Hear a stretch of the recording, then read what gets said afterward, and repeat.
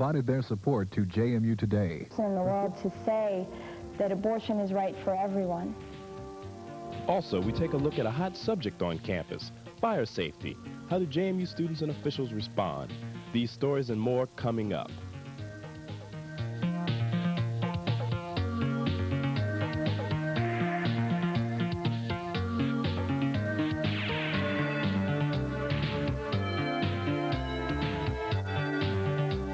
From the Television Production Center on the campus of James Madison University, this is JMU Today. Hello and welcome to JMU Today. We'd like to thank you for joining us. I'm Amy Cushman. And I'm Bert Morris. Well, Amy, there's concern around campus about fire safety because of the way students respond when they hear the alarms, and we'll have a story about that coming up. And right after that, we're going to take a look at sports with Tracy Jones. She's going to take us onto the baseball and the softball fields to see how our teams are doing. Right. Recently, Dr. Judy Pearson was here from Ohio University to speak about women's issues. That's right. And some students gave some fine presentations. The JMU Department of Communications presented the 9th Annual Communication Evaluation Conference, April 4th through the 6th. This year's conference was entitled Women's Issues and Communication. Students who are enrolled in Dr. Ann Gabardali's Communications 421 class participated in the conference. Students presented their works in forms of video presentations and oral reports. The subject matter of these presentations dealt with issues such as how I came to know women, a perspective on women in the business environment, and Eleanor Roosevelt, the woman behind the man, as well as many other issues surrounding women entering the competitive business world. Professors from all departments at JMU judged these students on the effectiveness of their presentations. And to open the conference, the Communications Department invited a professor of communications from Ohio University, Dr. Judy Pearson. Dr. Pearson is one of the top feminist writers in the country. Well, April 15th is a deadline for filing your taxes, and it's right around the corner. For many taxpayers, the new laws and forms cause confusion and aggravation. Beta Alpha Psi, JMU's Honor Accounting Society, offers income tax assistance to elderly and low-income people in the Harrisonburg area. The program is called VITA, or Volunteer Income Tax Assistance, and it meets on Saturdays and Wednesdays, both on and off campus. Hope Strickland, coordinator of the VITA, says that the Beta Alpha Psi's other service projects include campus cleanups and money management seminars. JMU has never experienced a real fire emergency, and because of this, many students don't take fire safety seriously. Field producer Kevin Schultz reports on this often neglected issue. Fire safety is one aspect of campus life that students often overlook. An environment such as JMU, however, can have many hazard areas. Due to the overwhelming number of false alarms and the rare occurrence of actual fires on campus, students often don't take the precautions they should. It isn't unusual for a student to simply roll over in bed at the sound of an alarm. I really get annoyed with them. I tend not to take them seriously because in the past they really have not been serious fire alarms. So if it's like we've had 3 in a row, I just lay in bed, and that's what the whole house does, which we shouldn't, but we do. It all depends on the frequency of the fire alarms. Usually I just walk out in the hall, and if the majority of the people are leaving the building, then I figure out what the heck can I go out, and if it looks like people aren't leaving, then I just go ahead and stay in my room. If an alarm sounds, resident advisors are not responsible to check each room in the hall. The fire alarm is assumed to be enough to warn residents. However, former resident advisor Jeff Taylor says that some checking is necessary. As an RA in the village, our procedure during a fire alarm was to go into the office, get the suite keys, and go and unlock each suite and check if there are any students left in the suites. And if so, to get them out at that time. If there is an actual fire emergency on campus, students should pull the alarm or dial 6911. This alerts an officer to respond to the scene immediately. When the alarm is pulled, the local fire department sends out trucks whether the alarm is thought to be false or not. They then proceed to one of 2 staging areas on campus. One location is on the north end of campus in X lot, and the other is the Port Republic Road entrance on the south side. Campus Safety Officer Dick Garber says the firemen then wait for further information from the campus police. And we'll go in to check a possible problem, and if we need them or if we want to cancel the call, then we'll cancel it from that staging area and they'll return to their area. If we would not respond to back them within a timely fashion, then they're going to immediately come to the fire scene anyway. To keep a fire from occurring, mandatory inspections are enforced. Each building must meet the National Fire Code requirements.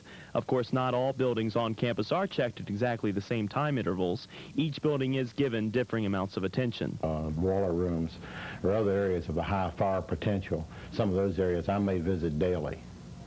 So it really depends on the hazard potential of that particular area as to how many inspections that it would get. But in residence halls, it would be a minimum of 1 per week. It would seem, since these inspections are done routinely, that there would not be so many false alarms. This is not the case. According to Officer Garber, sweeping up dust, smoking, or even popping corn can cause these sensitive alarms to sound. He cautions students, however, that they should still evacuate the building whether these alarms are recurring events or not, because they'll never know whether it's a life or death situation. Reporting for JMU Today, I'm Kevin Schultz.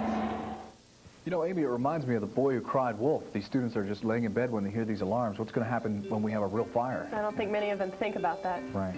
When we come back, we're going to take a look at the George Washington National Forest and the concerns surrounding Little Stony Creek. Stay with us.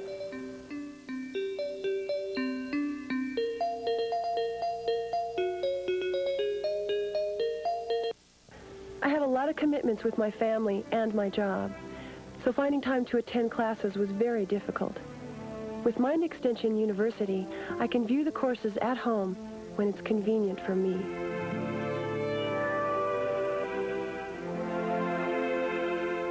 Now that I'm retired, I'd really like to learn about the things that have always interested me, like science. But how do I do that without going back to school?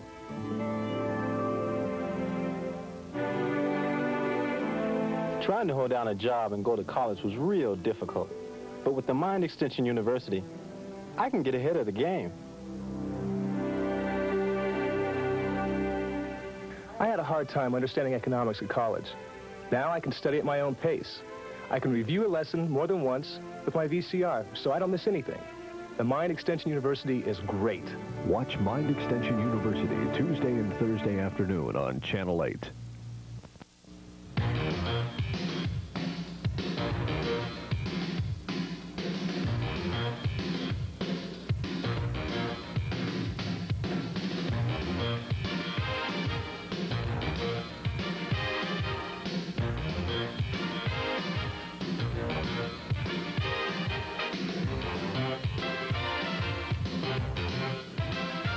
More events, more news. We're the Weekend Sports Network for the serious fan, where FNN scores. In our age of environmental crises, most people don't think about the hazards of lead. But lead is just as dangerous as oil spills and nuclear waste. It may be hard to believe, but everyone in the world has some lead in their bloodstreams, and most likely in their bones, teeth, and brains. Large amounts of lead have spread throughout the world through the air, water, and soil. In recent decades, considerable progress has been made in America in reducing lead exposures.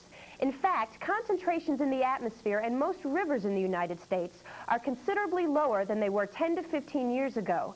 But there's a growing concern in the scientific community that lead pollution is far greater than previously thought, and it will be much more costly, complex, and time-consuming to bring the problem under control.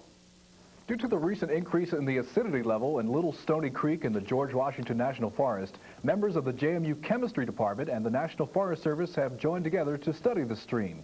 Field producer Harrison Clough has more. As the first hints of spring reach into the mountains in Shenandoah County, the waters of Little Stony Creek surge relentlessly downstream. It is these waters that have attracted the attention of both the National Forest Service and the James Madison University Chemistry Department.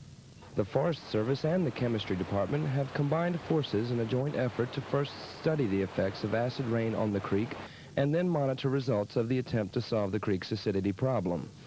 George Washington National Forest hydrologist Bob Kenworthy says that chemistry students aren't the only students from JMU who have worked on the project. We also had some work done by the geology department that characterized the geology of the area, which is very important in affecting stream acidity. Acidic fallout from the atmosphere has been steadily rising due to an increase in the combustion of fossil fuels. Over the past 20 years, evidence has mounted indicating that acid precipitation is having a particularly detrimental effect on mountain ecosystems throughout the United States. Recent findings show significant degradation of at least one stream ecosystem in the George Washington National Forest. Little Stony Creek has not been significantly affected as yet. However, it has been showing consistently higher acidity levels over the last 3 months. This, coupled with the fact that Little Stony Creek is a featured stream for native brook trout, has led to the cooperative venture. James Madison University's involvement in the project began in 1988. JMU Professor of Chemistry, Dr. Dan Downey, says students have been actively involved in this project from the start. There's been a total of 5 students prior to this who have worked at various times on this project, collecting water samples and running the analyses in the laboratories back at JMU. Students currently hike the stream every 2 weeks, obtaining the samples from 8 predetermined sampling points. The analyses they run back in the laboratories not only test for acidity levels, but alkalinity levels and sulfate and calcium concentrations. JMU student research assistant Edwin Lancaster says the practical experience he has gained through field work is excellent. It's given me practice in some of the techniques that I learned in the classroom. By doing the research, it makes you comfortable with your chemistry. Results of the laboratory test will be compared with results taken after the addition of limestone to the stream in the fall of this year. Limestone is used to neutralize the acid. This procedure should help slow down harmful effects to the creek. Dr. Downey says the future of Little Stony Creek lies in the cooperative efforts of the 2 groups. We are doing a project that the Forest Service does not have the manpower or the chemical laboratory capabilities to do. From the JMU standpoint, we are able to provide opportunities for students to do research. We are able to provide some summer salaries for students. We are able to purchase chemicals and supplies, and from that point of view, it's very beneficial to both parties. For JMU Today, I'm Harrison Clough. Well, it's good to know that students are getting some good practical use for their education out in the George Washington National Forest while they're still enrolled here in school. Great. I'm glad we have the equipment here for that they can do that. This past weekend, there was a march in Washington on the subject of abortion. Field producer Margaret Conroy was there, and we'll take you there when we come back.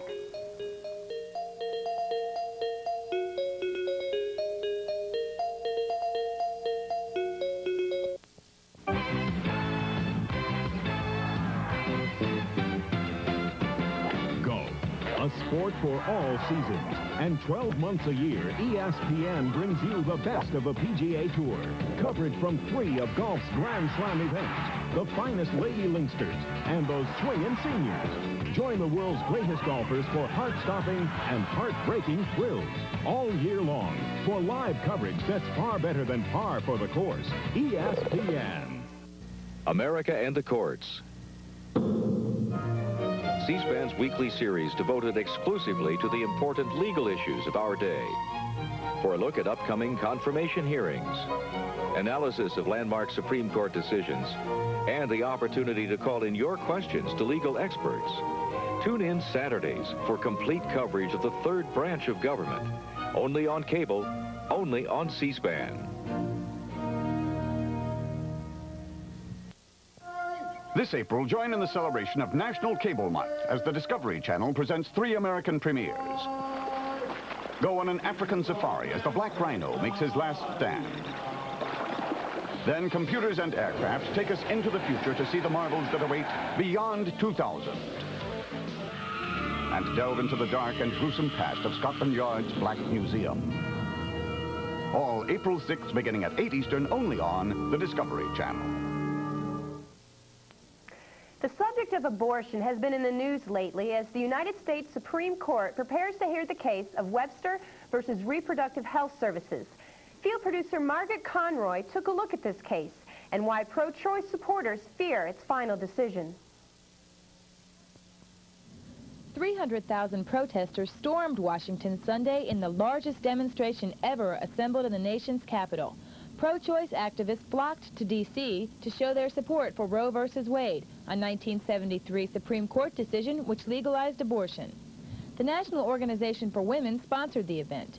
It was a field day for the media as actresses Sybil Shepherd, Whoopi Goldberg, Ann Archer, and Susan Sarandon joined forces to march for a free choice. The tide of protest stems from the 1973 Supreme Court interpretation of the 14th Amendment, which established the constitutional right to privacy, including the right to have an abortion. Pat Shields, pro-life activist and member of Operation Rescue, thinks there is no constitutional right to privacy.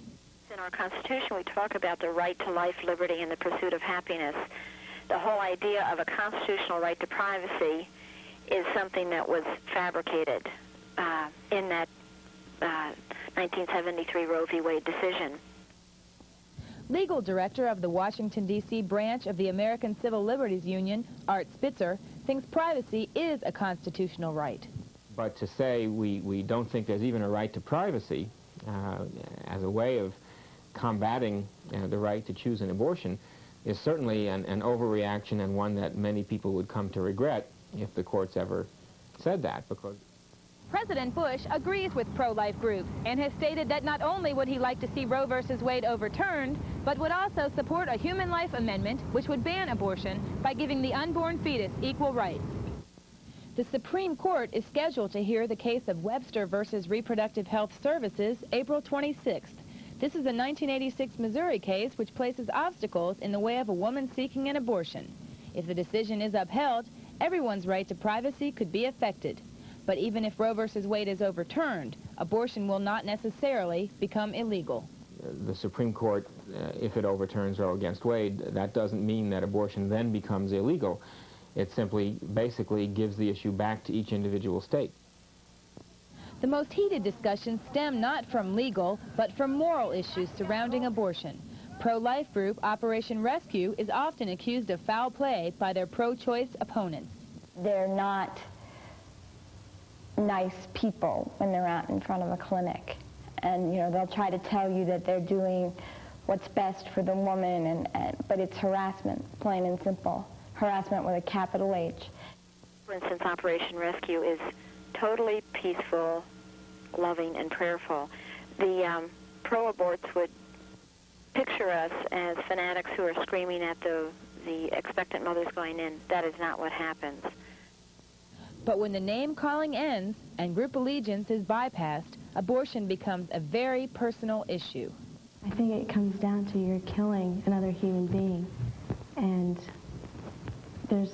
I think all life is valuable and precious.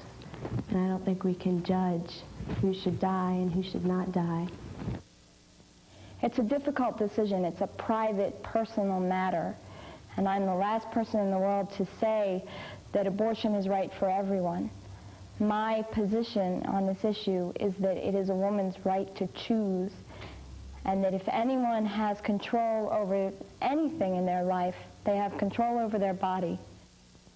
Whether the Supreme Court uses the Webster case as a vehicle to overturn Roe v. Wade or simply to limit it, there is no doubt that the pro-choice movement has suffered a blow by the hands of both President Bush and the Justice Department. The outcome, expected in July, will show if this blow has been fatal. For JMU Today, I'm Margaret Conroy in Washington.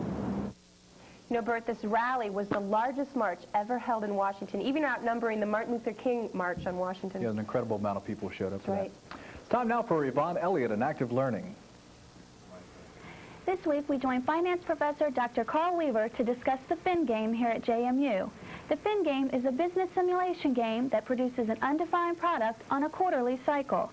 Each quarter is a decision cycle, and the students must input a series of planned decisions concerning production, finance, and dividends.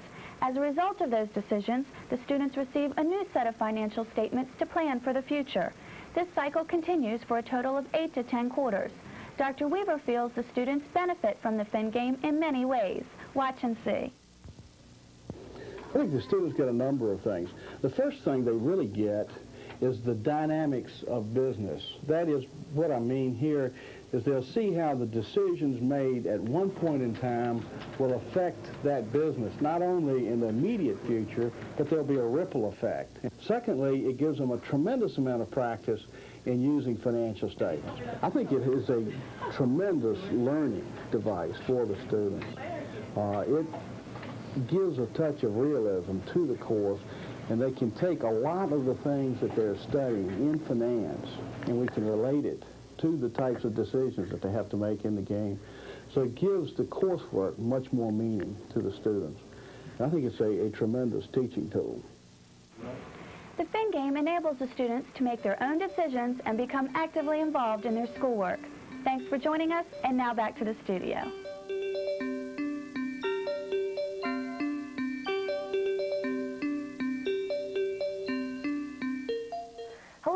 Tracy Jones. Thanks for joining me this week on Sports Search. Most of the time, we report about varsity sports. For some people, that is college athletics. However, many JMU students participate in club sports. Softball is one of the club sports offered to JMU students. The game itself is popular among people of all ages, and JMU female athletes are of no exception. Despite the fact there aren't any scholarships to lure players, support is there in full force for the team. The season is already underway for the women's softball club. The 21-member club is run by the players. They've even drafted their own coach, Mark Nash. Practices are held every weekday and sometimes even on the weekends.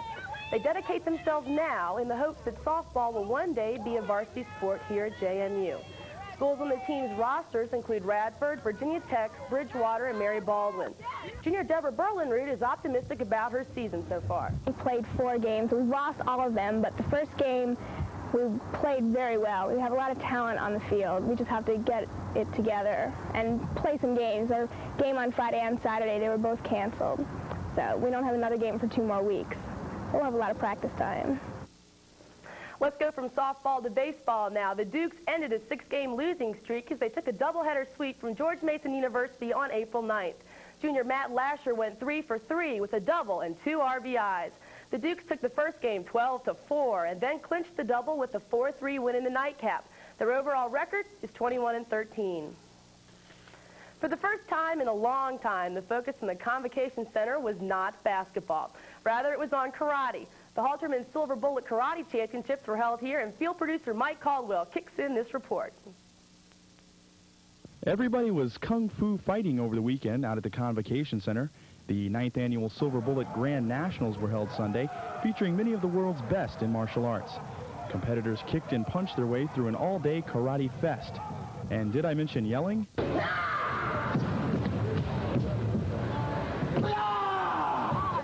Yes, there was plenty of that, too.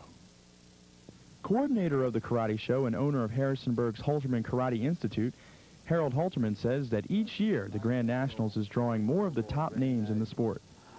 We started at Harrisonburg High School and moved up 3 years later to the Convocation Center at JMU. And we've been drawing in the nation's best. Now we're drawing in international people. Many people who are unfamiliar with karate go by what they see in movies.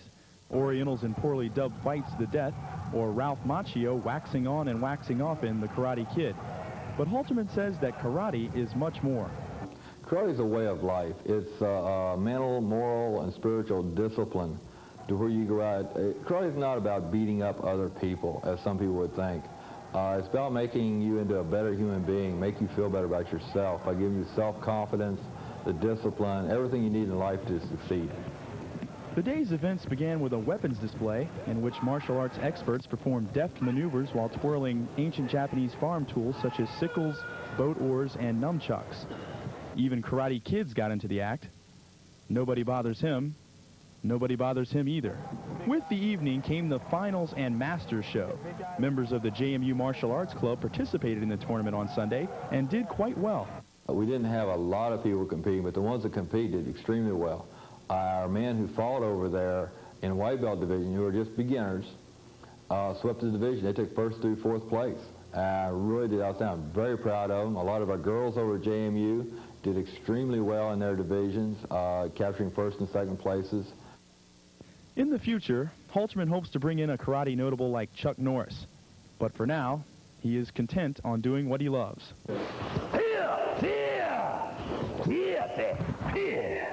For JMU Today, I'm Mike Caldwell.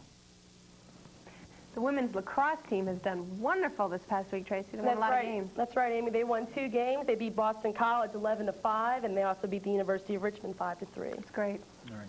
Well, speaking of sports, one of the most popular and least demanding activities here at JMU is one in which everyone can participate. Laura Reardon gives us a look now at quad activities.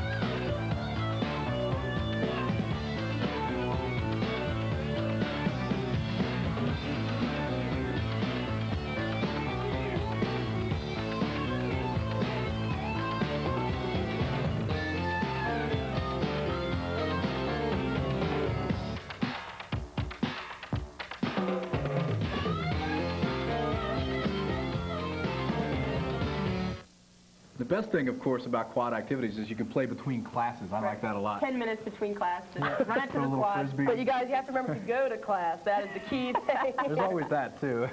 Sorry, Bert. All right. Well, having a good week. We'll see you next week. Bye-bye. Thanks for joining us.